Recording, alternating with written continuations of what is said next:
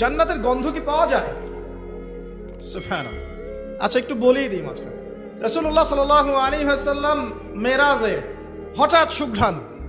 নবী সাল্লাল্লাহু আলাইহি ওয়াসাল্লাম বলছেন, কোত্থেকে আসছে এটা? জিবরাইল আলাইহিস সালাম উত্তর দিচ্ছেন, এটা হচ্ছে ফেরাউনের মেয়ের চুল আঁচড়ে দিত একজন দাসী, যার হাত থেকে একদিন চিরুনি পড়ে গিয়েছিল।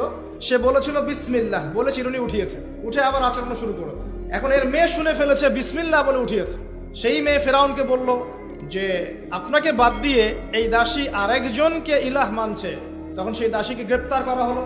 তুমি কার উপাসনা করছো, কার ইবাদত করছো? সে দাসী বলছে, আমি এক আল্লাহর ইবাদত করি। কে আল্লাহ? যে আল্লাহ আমাকে সৃষ্টি করেছেন, যে আল্লাহ আমার রব, যে আল্লাহ আপনারও রব। ফেরাউনকে মুখের উপর বলে দিল।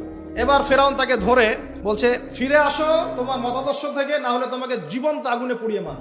কি বলছে? আগুনে পুড়িয়ে মার। তো সে ফিরে আসে না। তখন ফেরাউন দেখলো তার সন্তান সন্ততি আছে কিনা। সন্তানরা আমাদের সফট কর্নার না, সন্তানকে ডেকে আনা হয়। দুইটা বাচ্চা, দুইটা কি তিনটা বাচ্চা।